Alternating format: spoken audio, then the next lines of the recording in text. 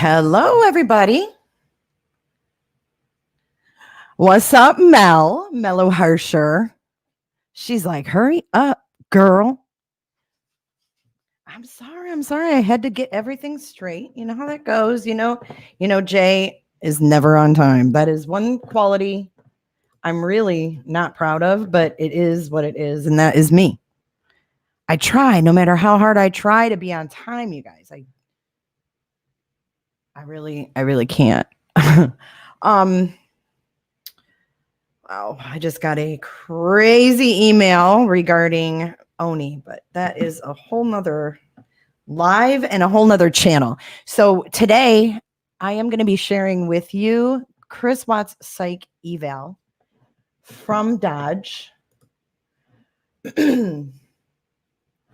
And I believe this is new, like released. I don't know if they normally release these documents. It doesn't seem like it's something that would typically be released. So I really can't tell you like where they came from. They were sent to me. They've been posted elsewhere. Let me go ahead and get these open. I'm going to share my screen in just a second here. And then we will start reading through these. It's pretty interesting. I didn't get a chance to, read it all the way through. So this is going to be a new for me. I'm going to be, kind of going through this with you guys because I just skimmed through it. So I know there's also a presser that's expected today in the Fotis Doulos and Jennifer Doulos case. Fotis is Jennifer Doulos' husband. He has been charged with her murder. And that is another case that we followed here at Jays for Justice. I will be covering that as details come out. I know there's a lot of news breaking in that case today. But with that being said, we are right now focusing on Mr. Christopher Watts. Yet again, we just can't shake Chris Watts. So let's begin here. Hopefully you guys can all see that. It looks like it's kind of small.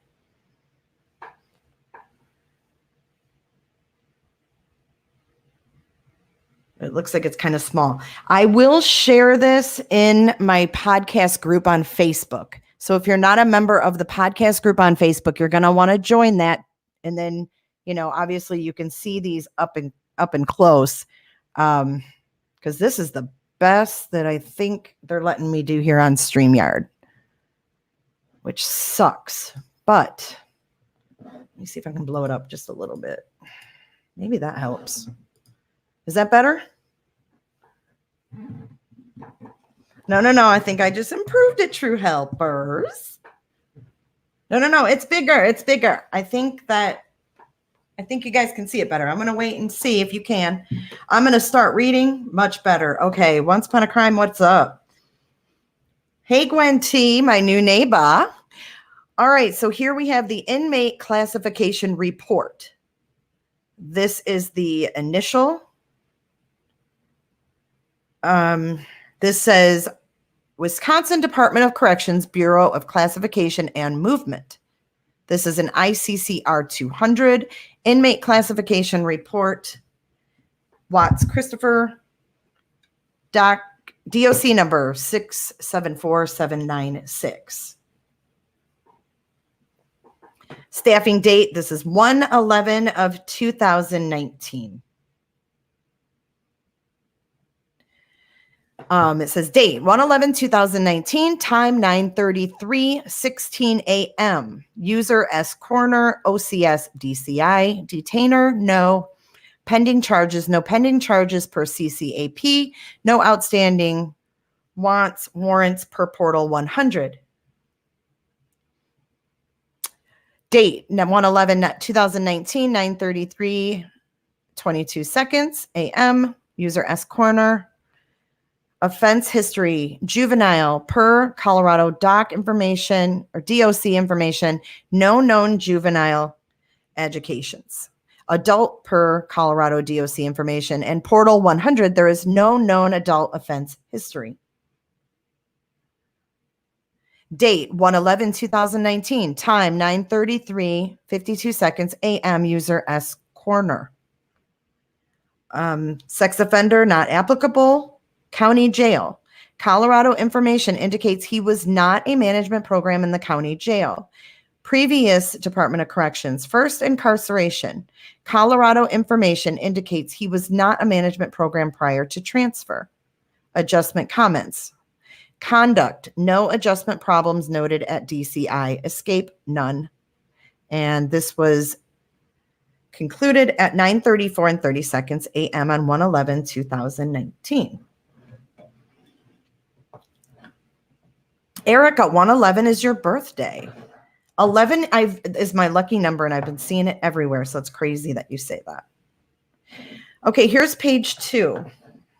And page 2 says, Inmate Classification Report, Watts Christopher, DOC number 674796. Date of birth is 5/16/1985. Age 33, sex male, agent 99999. Stamping date is 1/11/2019. Dodge Correctional Institution, physical location. Admit date is 12/3/2018. PED date to be determined. I'm not sure what PED exactly means. But down under current offenses, current offense, field supervision violations, and it says interstate corrections, compact case requiring BOCM, director decision for custody or location change recommendation. Mr. Watts is serving his first incarceration in Wisconsin as a new admit. He is here as an ICC case and serving a Colorado sentence. He is not serving a Wisconsin sentence.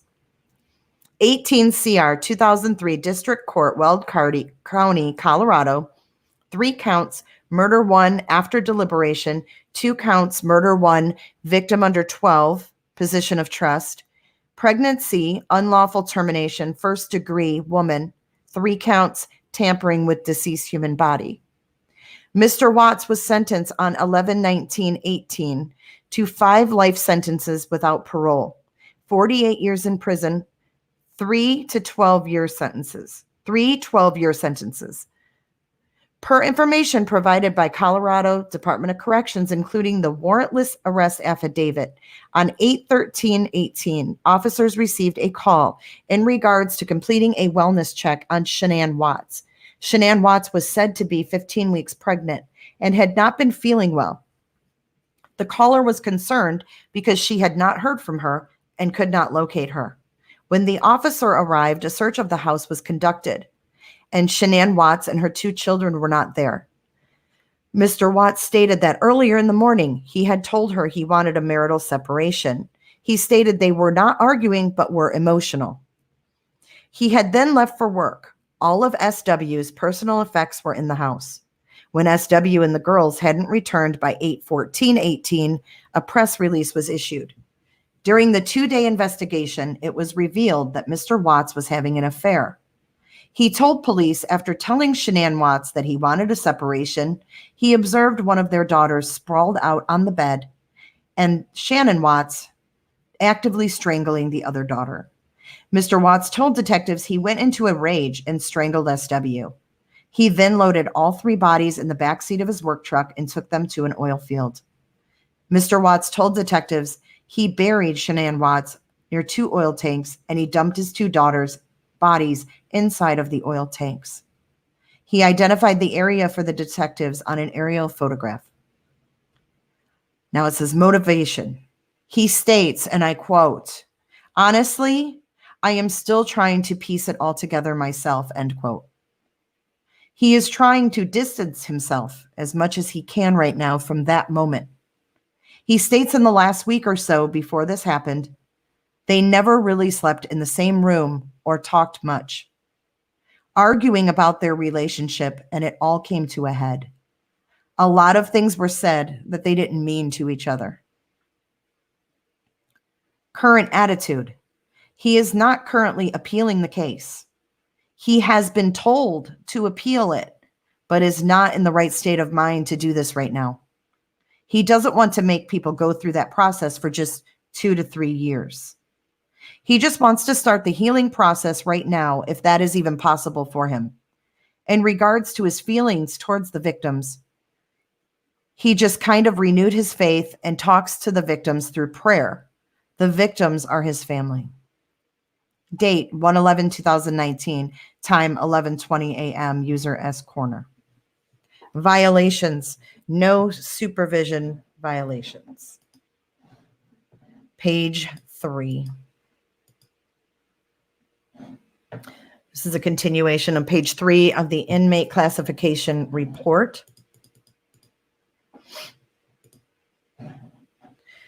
High school degree, yes, self-reported. VOC level, no. Category, special programs. ERP is earned release program, priority low. Status is not legally eligible. Substatus is excluded offense, and the date is 1/14/2019. Special program CIP, which is the Challenge Incarceration Program, priority low. He is not legally eligible. Excluded offense 1/14/19. Domestic violence, unassigned, priority high, status waitlist.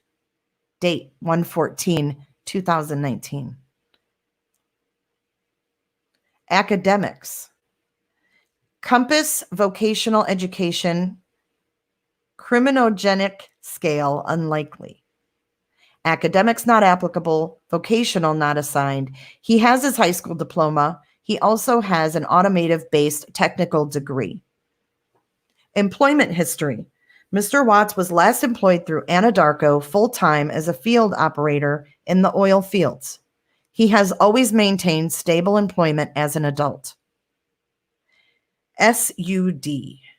And I'm not sure what SUD stands for. CIP/ERP, not eligible, excluded offense. Compass substance abuse, criminogenic scale, unlikely. He states he would drink approximately 1 time per month socially. So I think that's substance use or something along those lines. DVC assigned, information from the DOC 2654, program assigned based on current offense. Oops, shit, that was real good. All right, so next page. Let's start here. Ooh, I'm making you dizzy. I'm so sorry, guys. Okay, risk rating. This is page 4. Current offense. 818, 3 counts, murder 1 after deliberation, 2 counts, murder 1 victim under 12, position of trust, pregnancy, unlawful termination, 1st degree, woman, 3 counts, tampering with deceased human body. Says high. This is a risk rating.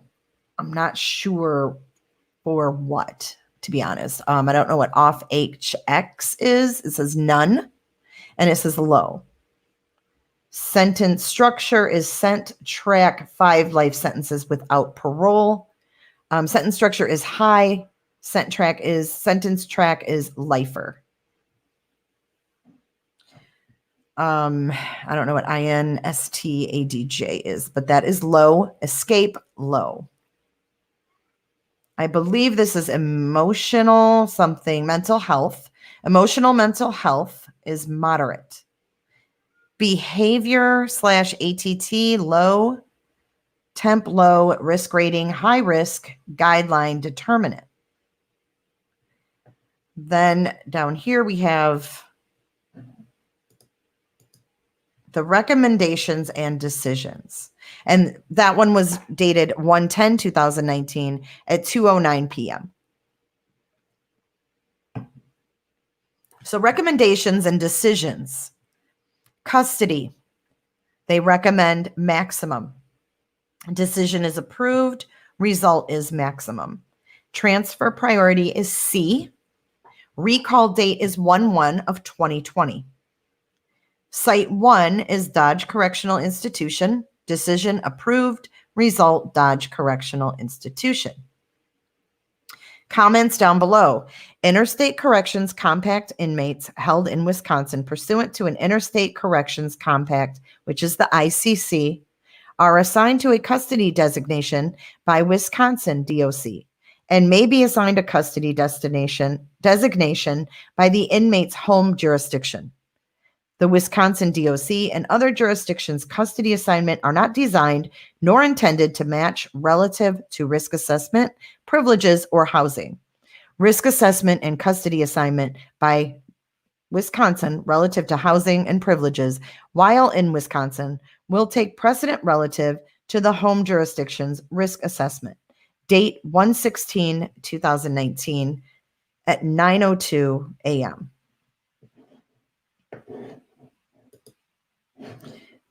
Now,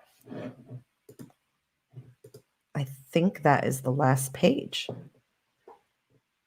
That is the last page, you guys.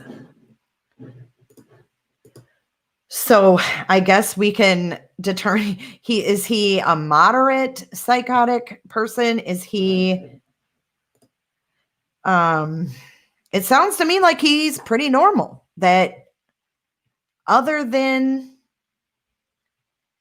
I mean, it doesn't say he's crazy.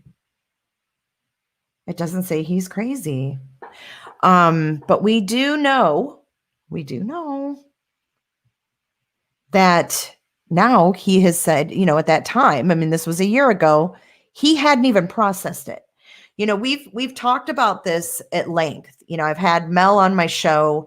I've had Kelly on my show, and we've talked at length. And if you don't know who Mel and Kelly are, they are friends of the Watts family. And we've talked about the fact that maybe Chris still hasn't even processed this. I mean, we don't know, but it's crazy to see that, he said he hadn't processed it. He was deliberately blocking it out. Like he was at that time, a year ago, consciously blocking it out.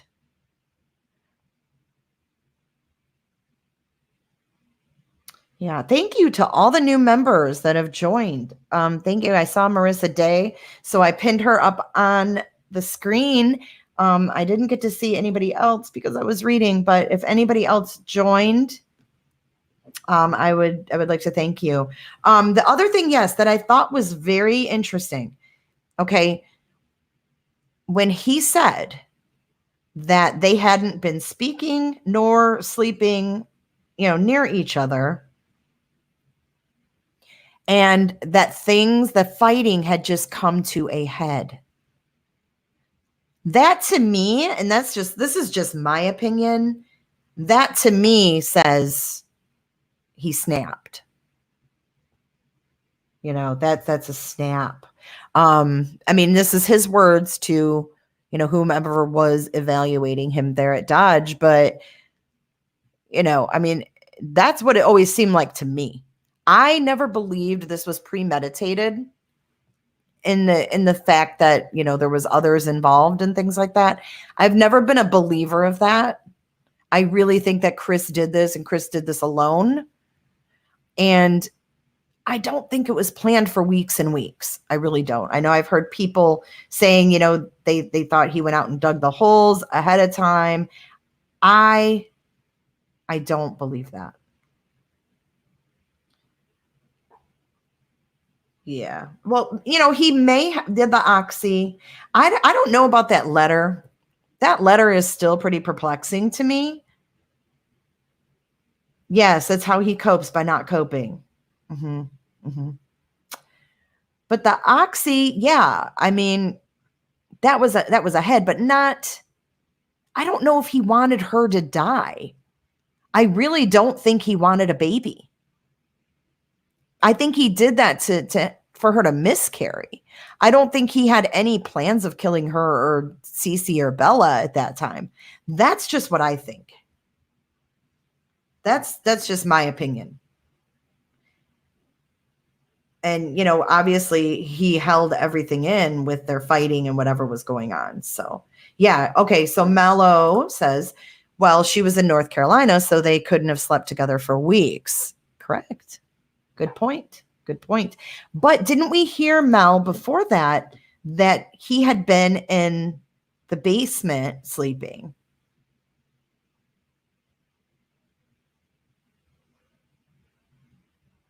I thought that we had heard that.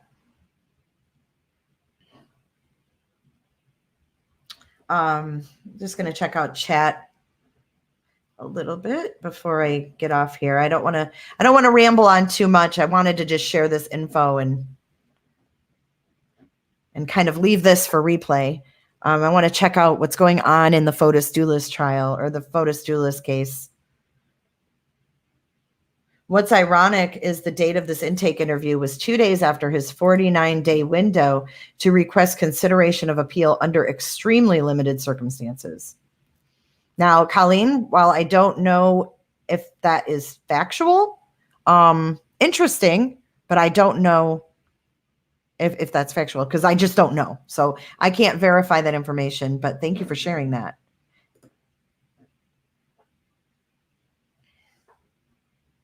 He told Nicole he was sleeping in the basement because they were separating.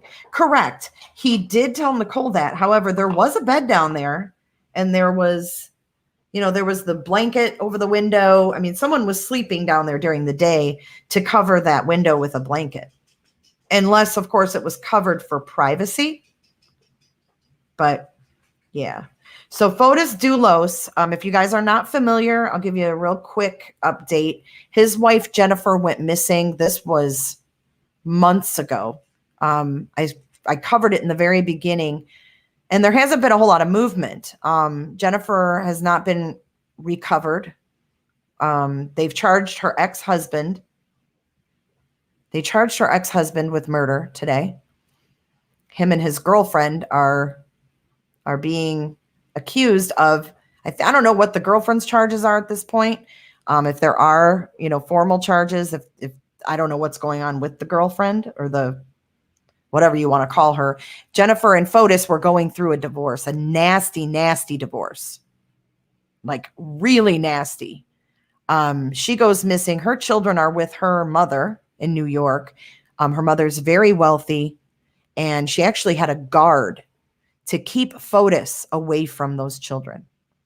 They had CPS involved, where he was not allowed to be alone with those children due to his behavior. So there was a lot going on in that divorce. And she went missing, and now he's been charged with murder. So we are going to keep a close eye on the happenings in that case as well. And Melissa B said she thinks she's charged with conspiracy murder. So thank you so much, you guys, for tuning in. Anything we get on the Watts case is obviously going to be interesting to us. We're always going to want to know what's going on. And this is straight from Dodge Correctional. This is factual.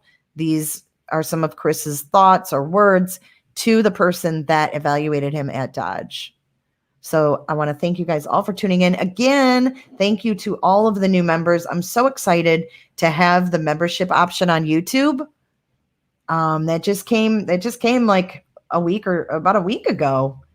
And I just want to thank you guys for joining and taking part and being a part of my community and supporting me and what I do here. So thank you. I hope you have a great rest of your afternoon. It is beautiful, 70 degrees and sunny here in Florida. So I need to get off this computer and kind of get outside. So I will talk to you guys soon. Love ya. Take care. Stay safe.